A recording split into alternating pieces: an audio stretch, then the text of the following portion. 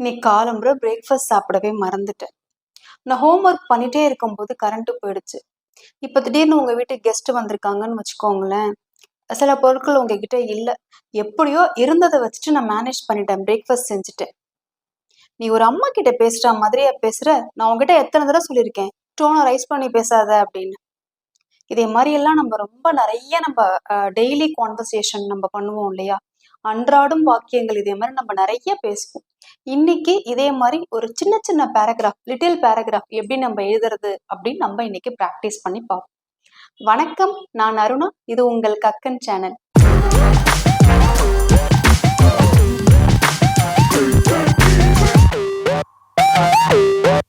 Okay, first sentence பார்க்கலாமா?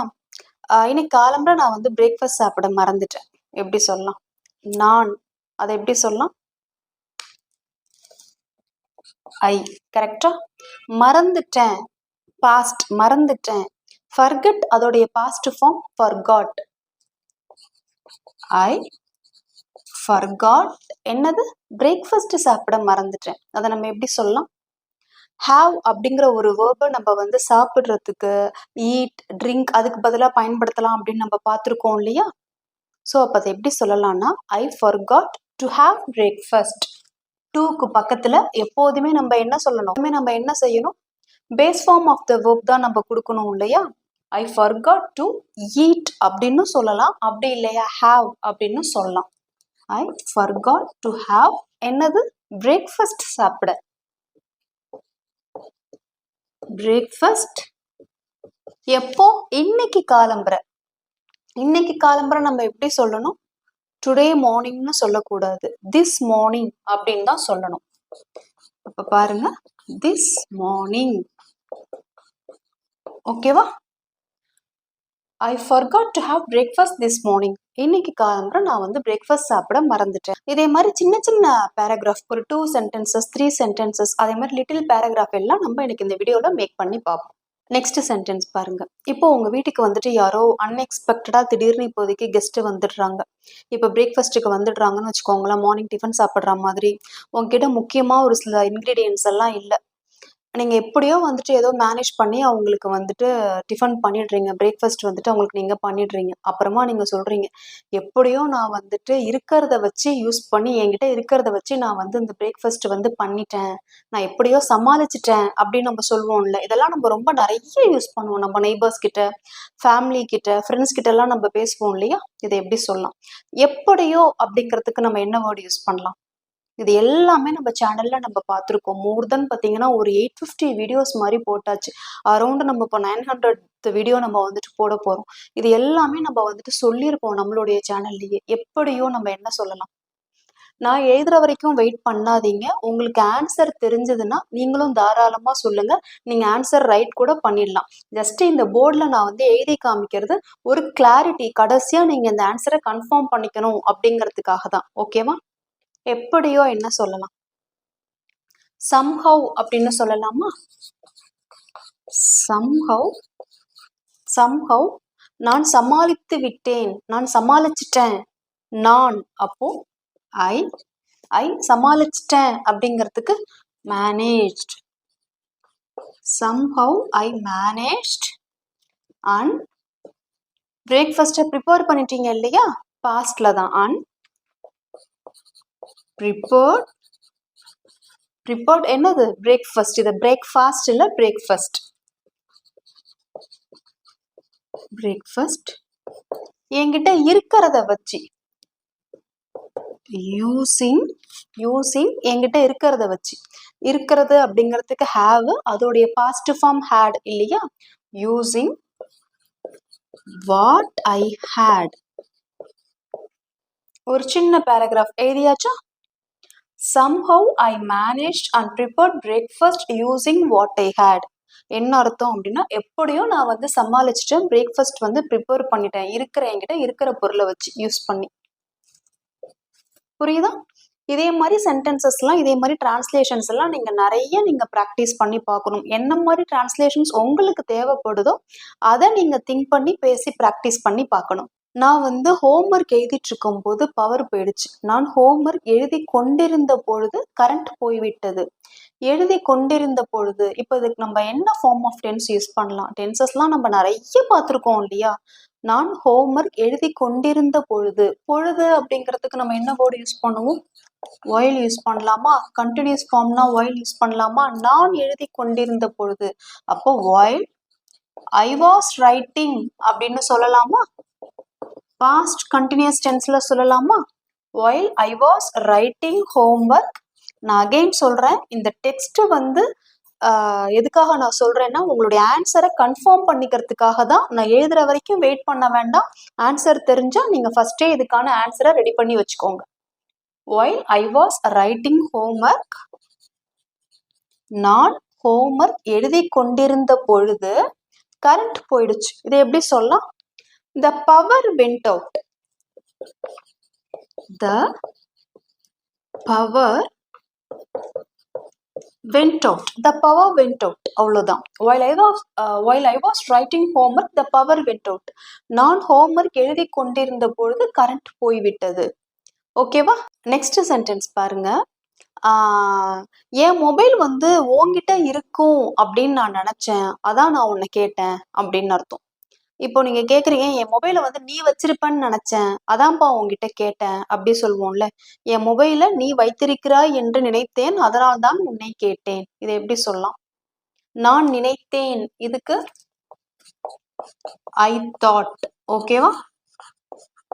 I thought அப்படின்னா நான் நினைச்சேன், என் மொபைலை நீ வச்சிருப்பாய் என்று.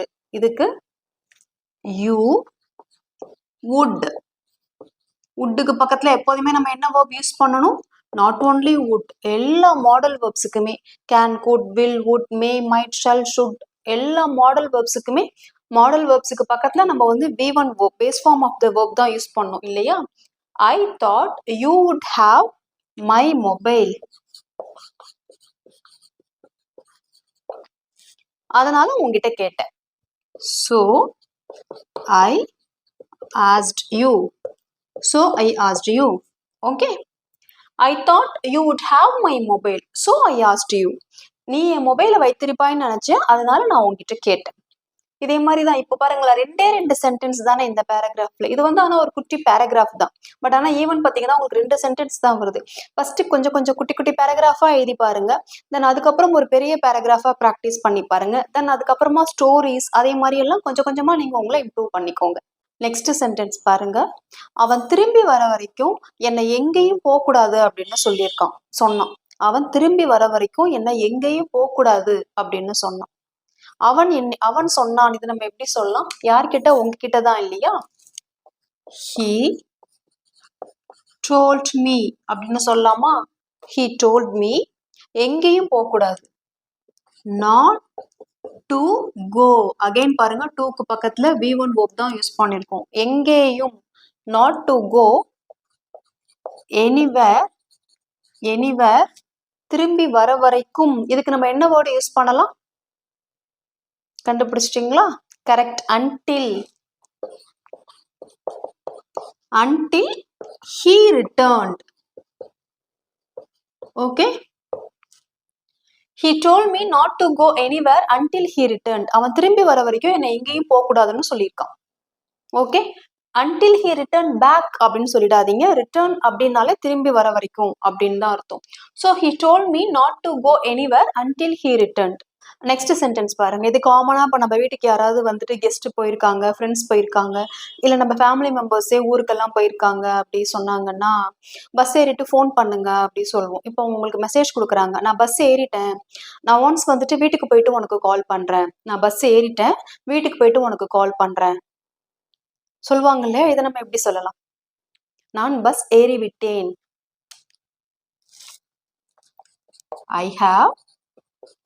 I have boarded the bus. I have boarded the bus. Okay.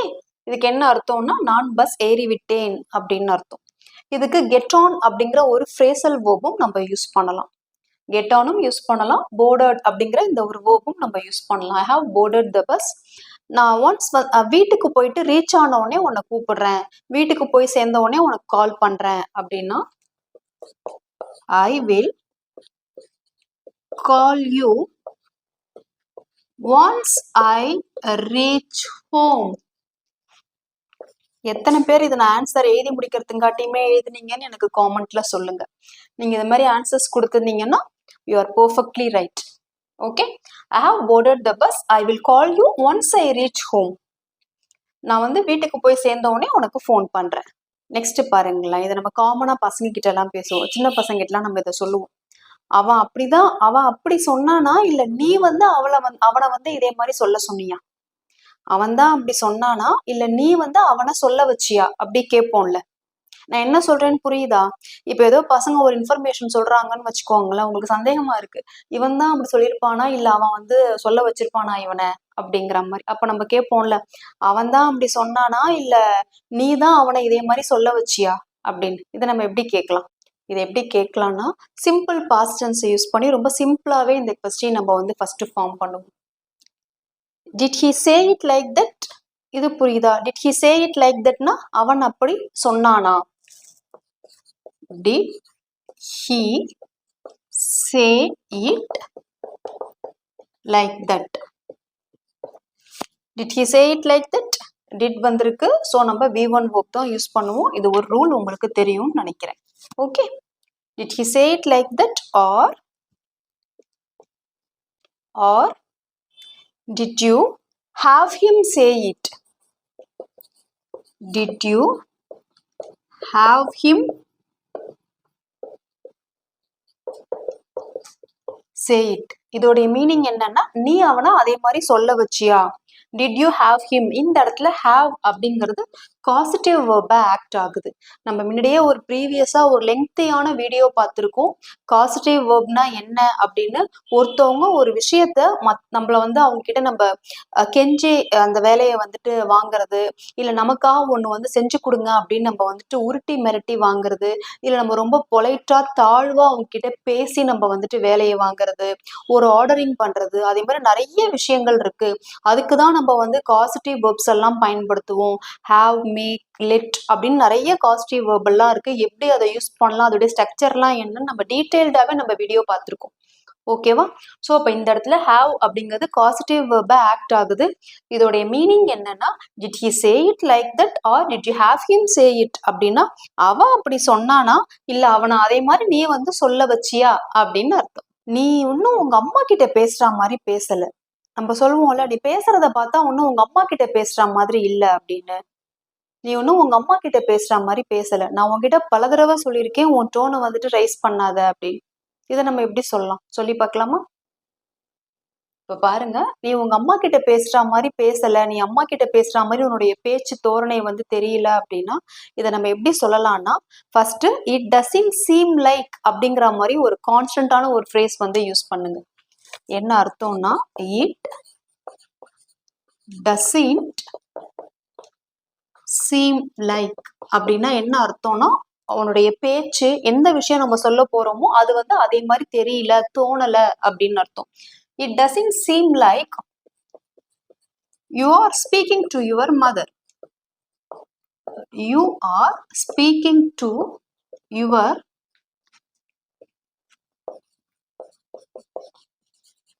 Mother. ஓகேவா? It doesn't seem like you are speaking to your mother.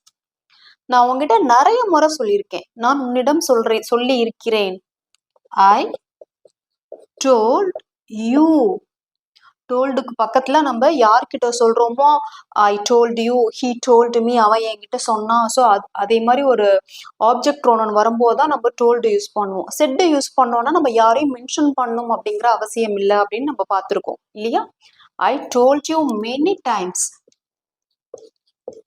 I told you many times don't raise your tone to me. உன்னுடைய டோனை வந்து என்கிட்ட rice பண்ணி பேசாத. டோனோ வாய்ஸோ நீங்க எது வேணுமோ use பண்ணிக்கலாம். I told you many times don't raise your tone to me.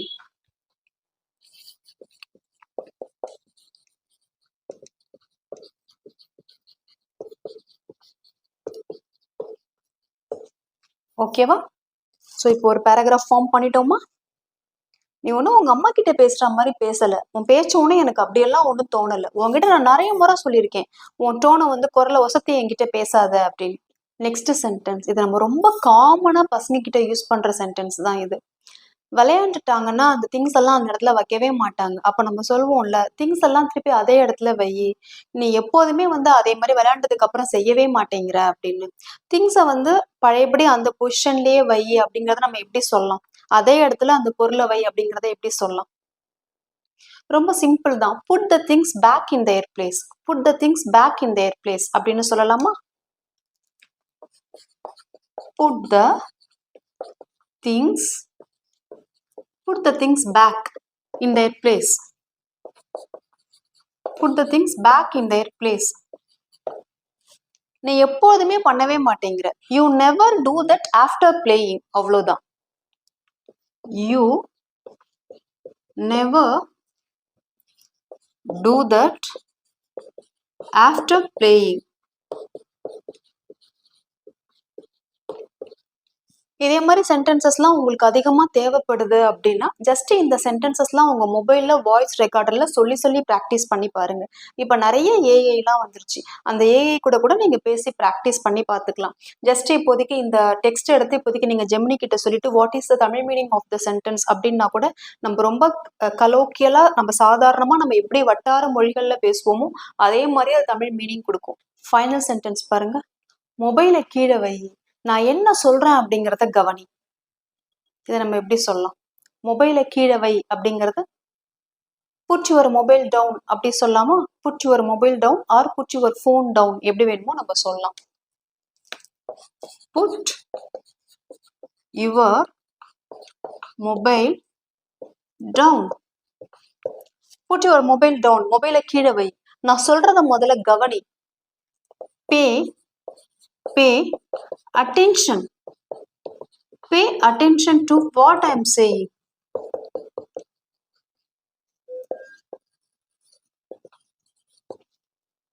That's it. Okay. Put your mobile down. Pay attention to what I am saying. நான் என்ன சொல்றேன் அப்படிங்கறத முதல்ல கவனி. That's it. அவ்வளவுதான்.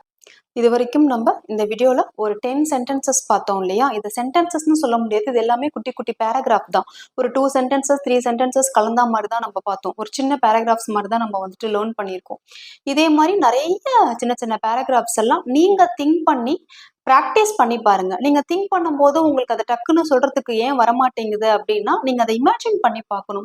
திங்க் பண்ற சென்டென்ஸை நீங்க இமேஜின் பண்ணி பார்க்கும்போது உங்களுக்கா வார்த்தைகள் கொஞ்சம் வரும்.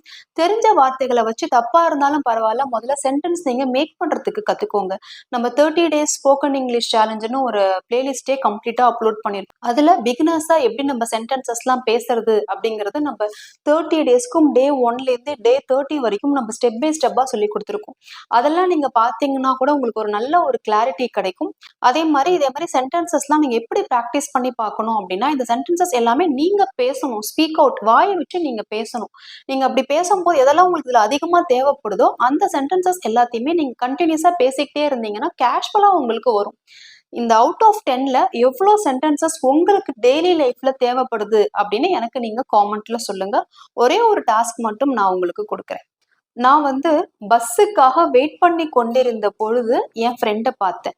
நான் பேருந்துக்காக காத்து கொண்டிருந்த பொழுது என் தோழியை பார்த்தேன். இதை வந்து எப்படி சொல்லுவோங்கிறத எனக்கு காமெண்ட்ல சொல்லுங்க. I hope this video is very useful to you. Share and subscribe our video for getting further notification. Press bell button.